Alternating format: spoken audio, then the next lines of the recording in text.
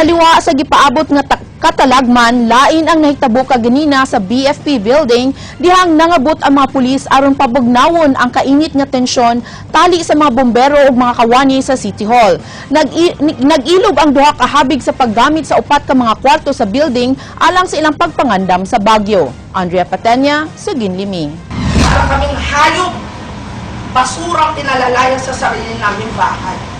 Imbis nga magtinabangay sa pagpangandam alang sa bagyong Yolanda sama sa gibuhat sa uban, nagkasumpaki na hinuon ang duha ka mga sanga sa gobyerno kaganihang buntag.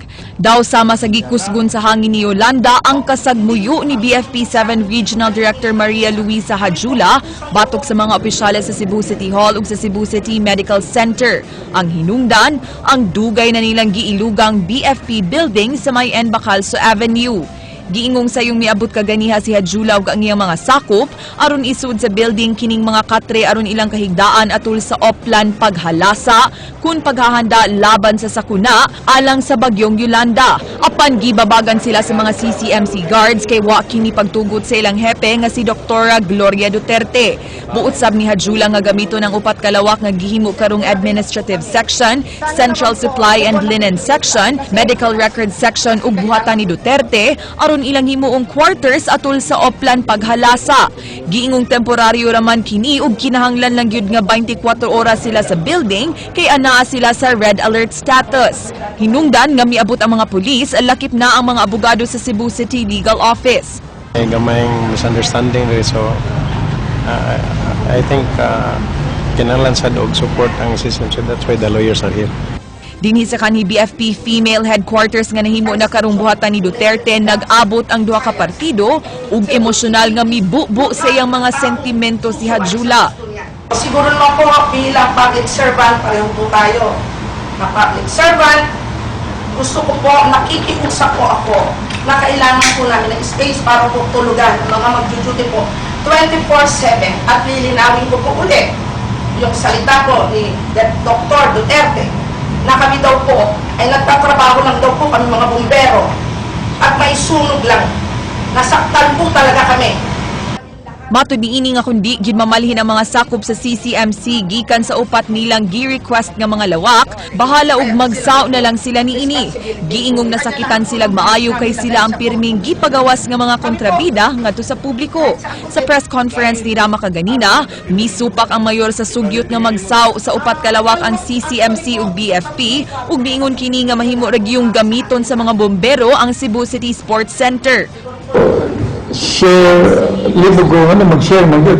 Na may lugar dito sa Hindi palihan sa Sports Center. How stubborn they can be. Share mo lahi lagi na po. Lahi, ganahan mo hospital na sharing.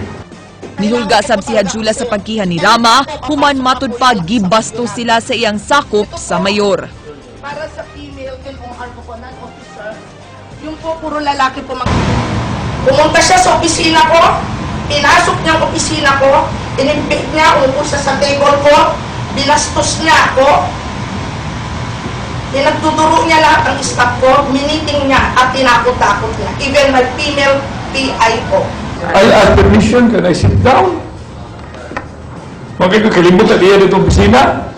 I was just looking for a space where I can have a meeting with all of them. Muna ka problema nila, kaya di man ma-operate lang una-una.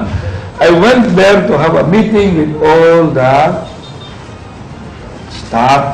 Muna ayaw sa patakay sulti. Kaya man sa diha. Andrea Patenya, News 5. Gipada na kaganina sa pipila ka mga dapit sa amihanang bahin sa lalawigan sa Sugbo ang dugang kapulisan gikan sa regional nga buhatan aron motabang sa mahitabo unyang search and rescue operations nunot sa Baguio. Jinky Bargio, Suginlimi. Dugang 28 ka mga personahe gikan sa Regional Public Safety Battalion ang gipada sa amihanang bahin sa lalawigan sa Sugbo, partikular na sa Dakbayan sa Bugo ug sa Balamban aron mo'y moabag sa mga pulis nga tuwa sa mong dapit sa gayon nga kinahanglanon ng ilang kahanas sa search and rescue operations. Subay sa deployment sa mga trained SAR personnels, mo ang pagdasab sa mga SAR equipments nga dako ug gamit panahon sa emerhensiya. Hindi, kasama na yan. Kasama na yan. Pag-deploy nila, yung RPSB natin, may kasama na yung SAR equipment. Unfortunately, isa lang daw pala yung rubber boat ng pero pinadadala ko na sa Bugo yon.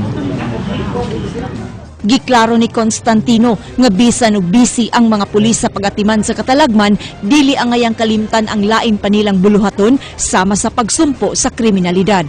We're also going to deploy around 28 personnel dito sa Balamban, coming from the RPSB. So itong na to, both officer-led ito. Sugod karon on full alert status na ang kapulisan, pasabot nga way tugutang mo leave. Jinky Bargio, News 5. Sa labing uwahing kasayuran gikan sa Pag-asa Visayas, gipaubos na sa Signal number 3 ang mga probinsya sa Eastern Samar, Leyte, Southern Leyte, Siargao Island ug Dinagat Province. Signal number 2 ang pipila ka mga lalawigan sa Bicol Region, the rest of Eastern Visayas, Cebu, Bohol ug ubang mga dapit sa Northern Mindanao. Samtang signal number 1 ang ubang bahin sa Bicol Region, Western Visayas, Siquijor, Misamis Oriental ug Agusan del Sur.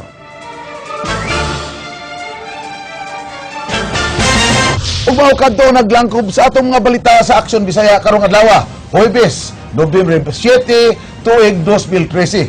48 ka adlaw na lang sa dili pang Pasko. Kini si Frank Malilong Jr. Mga istorya nga di lang kutob sa paghatod sa impormasyon. Daghang salamat, ako si Georgia Herrera.